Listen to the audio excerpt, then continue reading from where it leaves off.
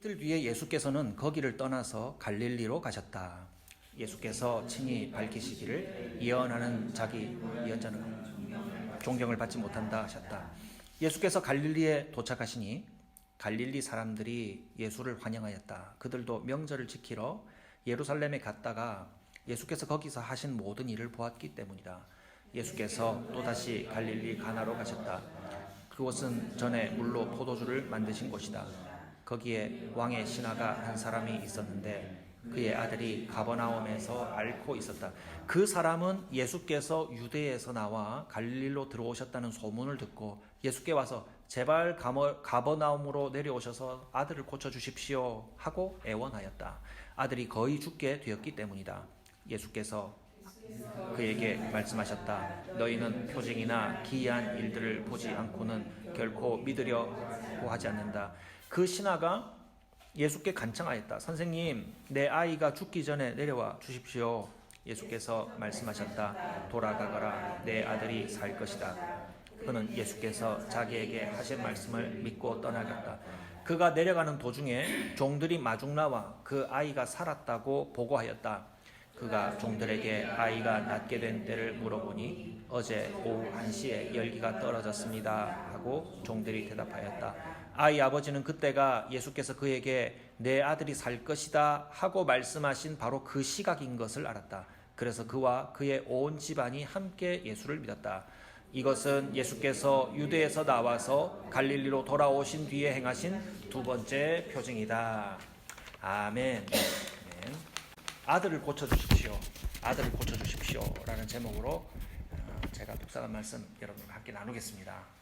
예수님께서 유대에 계시다가 고향 갈릴리로 올라가시는 길이었어요.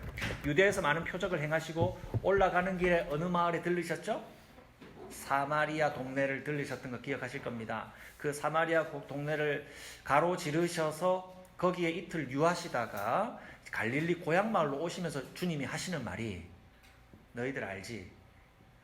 선지자도 고향 마을에서는 환영받지 못한다는 걸 알지? 라는 말씀을 예수님이 하셨는데 어딘걸 고향 마을에 갔는데 사람들이 마구마구 환영하는 겁니다.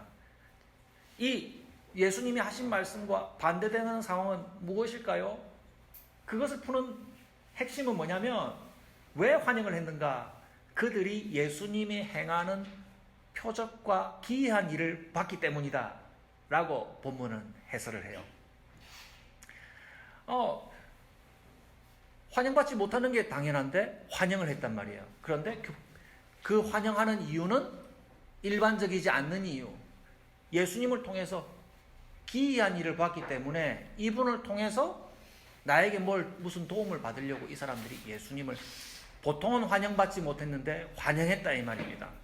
이 일을 시험이나 해서 주려는 듯이 한 아버지가 우리 아들이 열병으로 죽어갑니다. 살려주십시오. 하고 예수님의 소문을 듣고 예수님 앞에 엎드렸어요.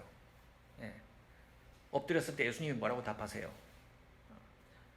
너희는 표적과 기이한 일을 보지 않고서는 도무지 믿음을 가지려고 하지 않는구나. 결코 믿음을 갖지 않는구나.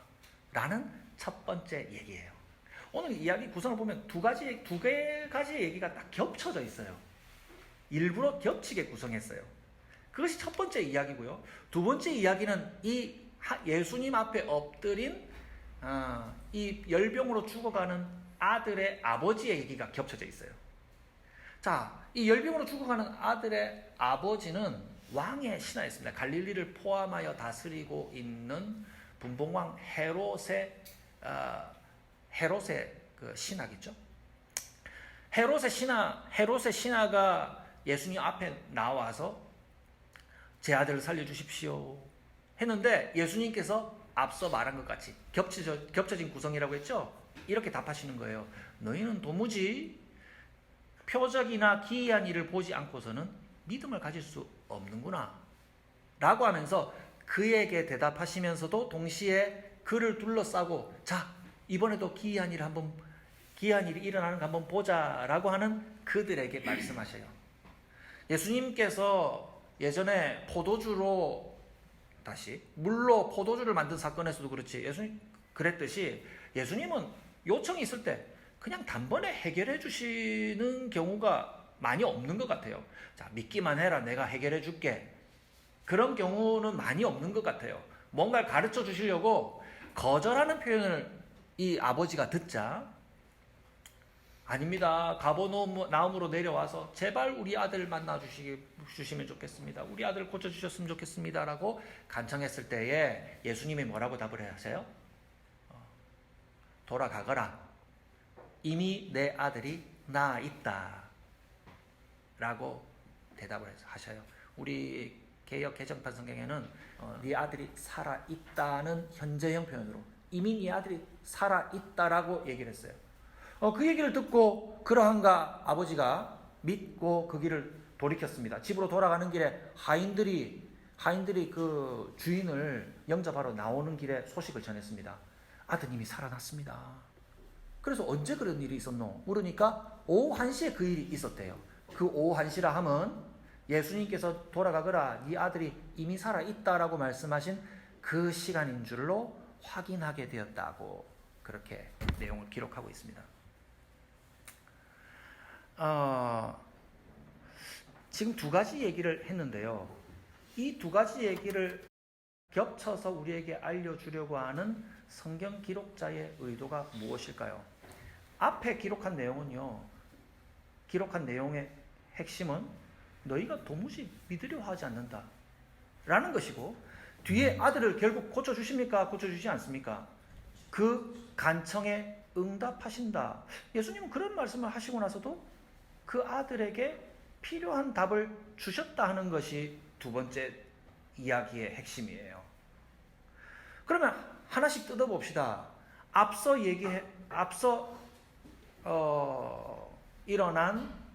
구성하고 있는 첫 번째 얘기에서는 주님께서 그들의 믿음을 먼저 지적하시는 거예요. 너희들은 결코 믿으려고 하지 않는다. 여러분, 구약 성경의 이스라엘 백성을 향해서 늘 하나님께서 시내산에서 만나셨을 때부터 그들에게 하나님이 어떠한 분이신가를 알려주시고 가르쳐주시고 그것을 믿으라 하신 내용이 무엇이냐면, 하나님은 이스라엘 백성을 사랑하시고 그들의 부족함에도 불구하고 구원해내시고 그들을 하나님의 백성, 곧 하나님과 같은 영광스러움을 그들에게 주겠다는 약속을 했어요. 하나님 그들을 사랑하시고 그들의 부족함에도 불구하고 구원하시고 그들을 하나님 백성 되게 한다는 것, 영광스럽게 해준다 이 말입니다. 그 약속을 해주셨어요. 자, 그것을 여러분 설교를 기억할지 모르겠지만 요한복음 1장 14절 설교할 때에 예수님께서 아버지의 독생자의 영광으로 오셨을 때 그 모습을 보니 뭐가 가득했다고 했습니까? 은혜와 진리가 충만했다라는 그 기록을 여러분 기억하실 것입니다. 그 기록에서 무엇이 성취된 것이냐면, 구약 성경에 하나님이 자기를 계시하실 때에 출애굽기 34장에 이스라엘 향해서 나는 자비롭고 은혜로우며 한결같은 사랑과 진리가 풍성한 하나님이다 라고 자기를 계시한 것과 같이, 예수님이 마침내 사람에게 찾아오셔서 독생자의 영광으로 나타난 예수님의 모습을 보니 하나님이 구약 성경에 자기를 이러한 분이라고 얘기해 주신 것처럼 예수님의 모습 속에서 은혜와 진리가 가득한 것을 보게 해주셨다는 그 사실이에요. 예수님을 본 사람들은 곧 하나님의 영광을 본 사람들, 하나님의 사랑과 구원과 영광을 보게 될 사람들이라는 것을 요한복음 1장에서 우리가 확인했다 이 말입니다. 자, 이것 잘 몰라도 괜찮아요.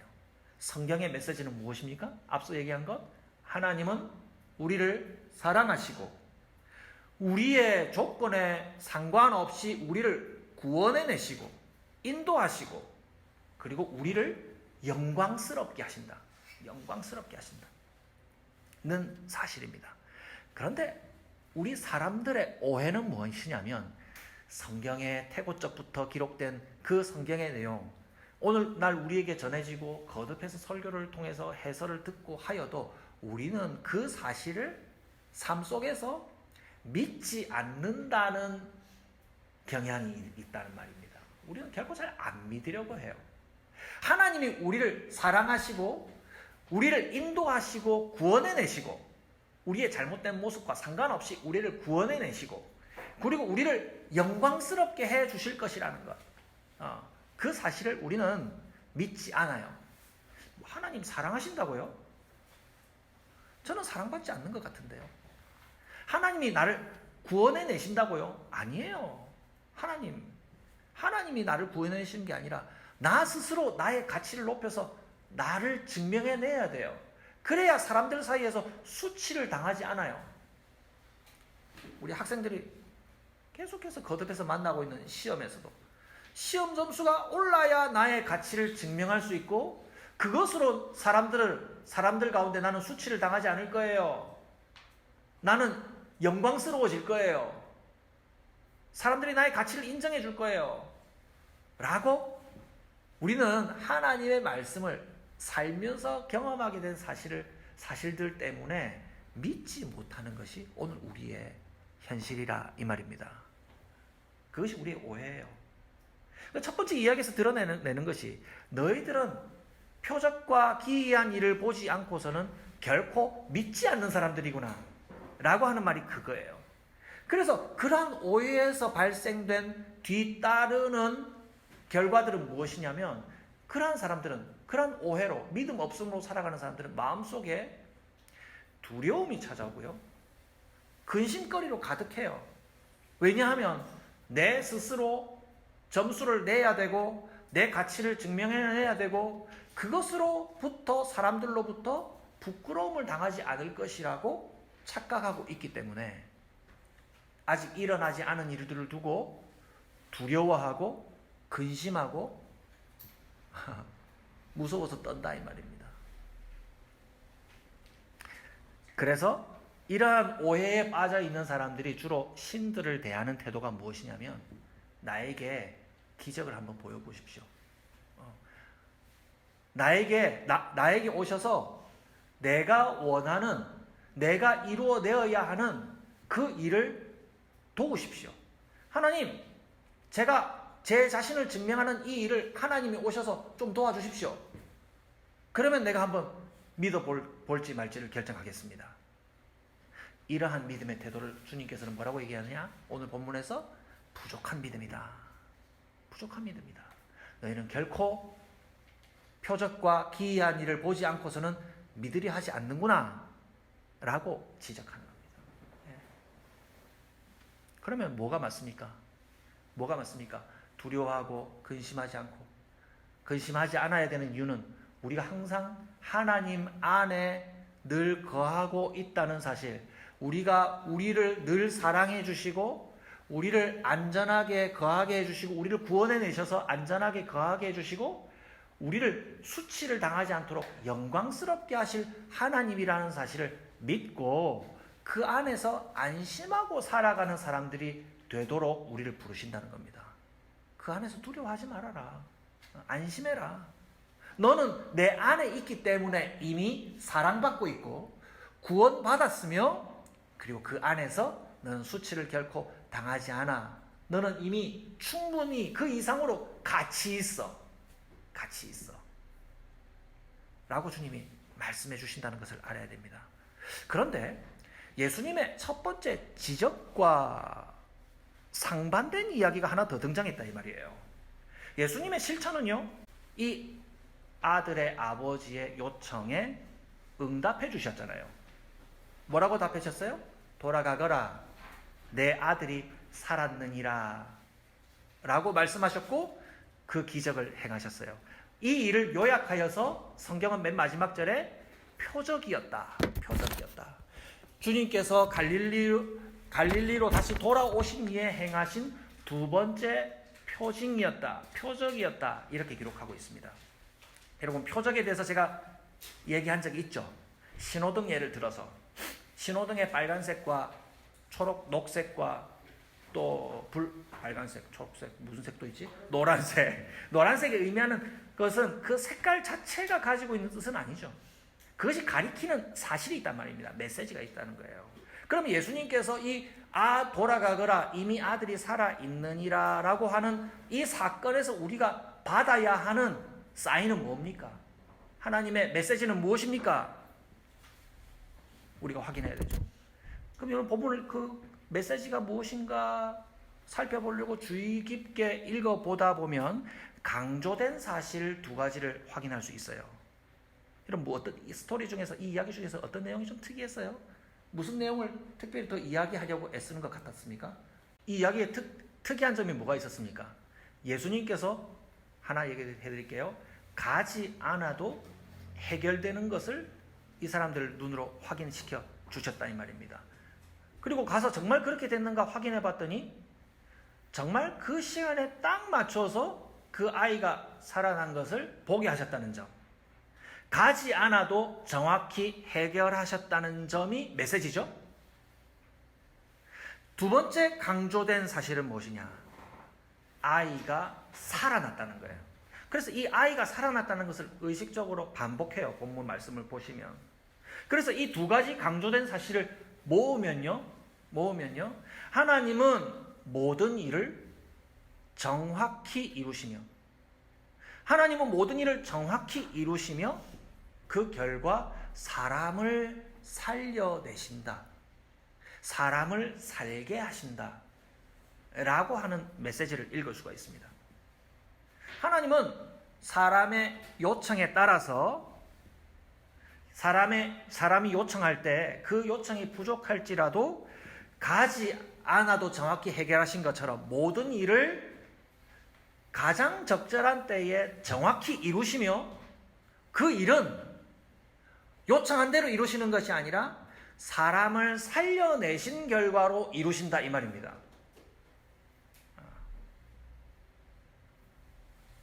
자, 그러면 첫 이야기랑 한번 합쳐볼래요? 첫 이야기는 믿음 없다 했잖아요. 믿음 없는 거를 지적하셨잖아요. 그 믿음 없는 내용의 지적의 핵심은 뭐예요? 사람들의 믿음은 늘 불완전했고 합당한 것을 바라지 않고 자기 바람대로 이루려고 하는 마음의 성향이 있다는 겁니다. 하나님, 날 도우세요. 신이여, 날 도우시오. 내가 시험에 통과하는 것을 도우시오.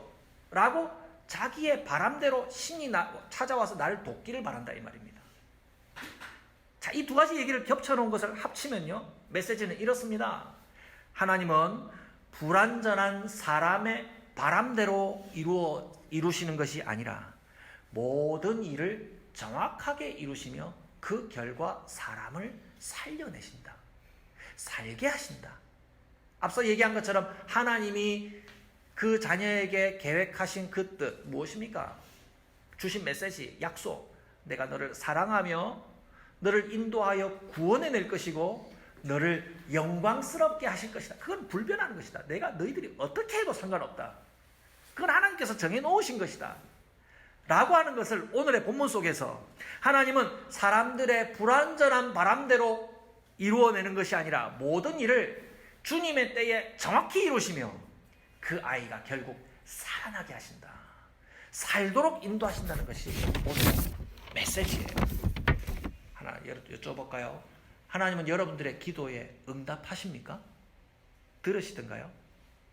너무나도 당연해서 대답할 가치가 없습니까? 하나님은 우리를 사랑하시고 함께 하시기 때문에 들어주시는 것이 너무나도 당연한 거예요. 제가 이번 주에 친구들을 좀 많이 만났어요. 친구를 많이 만났는데 이 계절이 자꾸 친구가 생각이 나고 만나고 싶은 계절인가 봅니다. 맞나요? 그래서 저는 애써서 누구를 찾는 일을 잘 계획하지 않는데 저를 찾더라고요. 어디에 좀 오라고. 그래서 친구들 모이는 자리에도 갔고 친구가 저를 찾아오기도 했어요. 그럼 저 비슷한 또래들이 다들 자녀를 한참 기르는 시기이기 때문에 그 화제가 주로 아이들 얘기가 많은 경우가 많게 됩니다. 근데 얘기하자면 이런 겁니다. 그 부모의 고민이 어떤 자녀는 너무 소극적이라 고민인 겁니다. 너무 소극적이어서 소심해서 무슨 일을 만날 때마다 벌벌 떨고 고민하고 힘들어해요. 그런 얘기를 하는가 하면 반대로 어떤 자녀는 너무 대담해서 집을 나가버렸어. 집을 나가가지고 딴 살림 살겠다고. 그래서 부모가 부모의 속을 썩인 얘기를 들었습니다. 소극적이어도 걱정이고 너무 대담해도 걱정입니다. 그런데 거기서 확인할 수 있는 공통점은 그 부모들의 마음의 공통점은 이 자녀에게 내가 능력이 되는 한 그 이상으로 내가 이 아이에게 가장 좋은 것을 내가 베풀고 싶다는 마음을 갖고 있었더라고요. 어떤 부모는 더 해주고 싶은데 못해서 속상하고, 해주었음에도 불구하고 잘 안 돼서 속상하고, 한결같은 마음의 공통점은 뭡니까? 이 아이에게 가장 좋은 것을 주고 싶어하는 마음이 부모의 마음이에요. 여러분 다 부모님 계셨잖아요, 그죠? 부모님의 마음이에요. 또 우리가 부모된 입장에서 우리의 마음이라는 것을 알아요. 그래서 마태복음 7장 11절 말씀에 이 부모의 마음을 우리가 알고 있기 때문에 주님이 이렇게 얘기하세요. 너희가 악한 자라도 너희 자녀에게 좋은 것을 줄 줄 알거든. 하물며 하늘에 계신 너희 아버지께서 구하는 자에게 좋은 것으로 응답하시지 않겠느냐라는 예수님의 가르침이 있습니다. 예수님이 그렇게 말씀하셨어요. 우리는 이 얘기에서 좋은 것은 무엇입니까? 좋은 것. 네? 사랑하는 것, 좋은 것. 제가 얘기하고자 하는 것은 무엇이냐면 구하는 자는 좋은 것이 무엇인지 알지 못하고 구할 때가 많다는 겁니다. 구하는 자는 좋은 것이 무엇인지 알지 못하고 구하는 경우가 대부분입니다. 자녀에게 가장 좋은 것을 주고 싶지만 어리석은 부모는 그 자녀에게 무엇이 가장 좋은 것인지 알지 못하고 지금 눈앞에 주어져 있는 상황 안에서 이 아이가 그저 잘 되기만을 바라면서 구할 수밖에 없는 것이 부모의 마음 아닌가요? 그죠? 구하는 자는 내게 가장 좋은 것이 무엇인지 몰라요. 내 자녀에게 무엇이 가장 중요한지 몰라요. 그런데 그 좋은 것을 책임지는 분이 누구라고요? 하늘에 계신 우리 아버지. 하늘에 계신 우리 아버지께서 좋은 것이 무엇인지 알기 때문에 사람들은 미련하여서 기적을 보기를 원하고 나에게 지금 내가 바라는 것을 지금 내가 현재 바라고 있는 것을 가득 이루어주세요 라고 하면서 신보고 나를 도우라고 하는 그런 모습밖에 하지 못하는 그런 어리석은 모습이지만 가장 좋은 것을 알고 계시는 하나님께서 구하는 자에게 어리석은 간구라 할지라도 그 간구에 어떻게 답하신다? 응답하신다 이 말입니다. 응답하신다 말입니다. 오늘 이 두 가지 이야기가 겹친 의미가 저는 그것이라고 생각합니다. 우리의 기도의 특징은요, 좋은 것이 무엇인지도 모르고 주님 앞에 환호하기도 하고 어떤 때는 환호할 힘도 없죠. 주님을 거들떠 보지도 않아요. 뭐 저에게 도움이 될 만한 걸 주시기나 하겠습니까? 라고 엎드려 있는 경우도 많아요. 그럴 때에도 우리는 어떻게 해야 됩니까?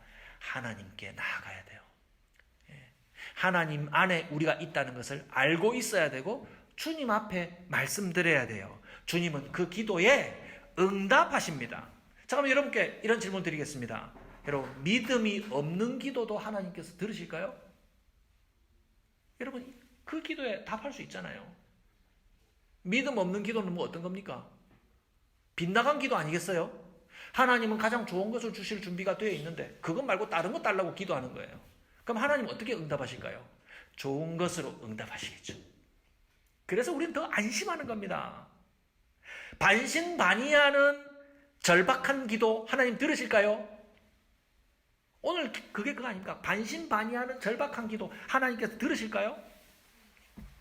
왜 답을 못하세요? 들으시잖아요. 아멘 할까 예 할까 헷갈립니까? 예 하면 됩니다. 예. 아멘보다 저는 예를 더 좋아합니다. 아멘은 성경에 많이 기록된 말이지만 우리에게 더 친숙한 말은 예. 그죠? 예. 반신반의하는 절박한 기도 하나님 들으실까요? 예, 들으십니다. 어떻게 인도하십니까? 구하는 자는 모르고 하는 기도하는 것에 대하여서 모르고 구하는 자의 어리석은 기도를 좋은 것을 아시는 하나님께서 가장 좋은 것으로 우리에게 응답해 주실 것입니다. 생명을 얻고 만족하게 되는 길을 주님께서 열어주실 것입니다. 여러분 기도하시겠습니까? 기도하시는 저와 여러분들이 되시기를 바랍니다. 절박한 우리 우리의 문제가 저와 여러분들 앞에 놓여 있는 것들이 있지요. 기도 제목 쓰라고 하면 어떤 것들은 쓸 수도 있는데 너무 심각한 것은 어떤 경우에는 야, 이 심각한 것 사람들이 알고 충격받으면 어떻게 할까 쓰지 못할 수도 있고요. 부끄러워서 못 쓰는 경우도 있을 수 있어요. 예. 여러분들 앞에 놓여 있는 그 심각한 문제, 그 절박한 문제, 여러분 기도하십니까? 그냥 감춰두고 있습니까? 하나님 앞에 내어놓으십시오. 그 절박한 문제를 주신 이유는 주님 앞에 더욱 간절히 나와 주님 앞에 매달리면서 한없는 사랑과 인도하심과 영광스럽게 하시는 하나님 앞에 나아오도록 하시는 하나님의 응답이 바로 그 자리에서부터 이루어진다는 것을 믿으시기를 바랍니다. 이와 같은 믿음을 갖고 늘 기도함으로 하나님 앞에 나아가시는 저와 여러분들이 되시기를 주님의 이름으로 축복합니다. 주 사랑이 나를 숨쉬게 해. 세상 그 어떤 어려움 속에도 세상 그 어떤 어려움 속에도 주 은혜로 나를 돌보시며 세상 끝날까지 지켜주시네. 주님만이 내 아픔 아시며 주님만이 내 맘 어루만지네. 주님만이 내 맘 어루만지네.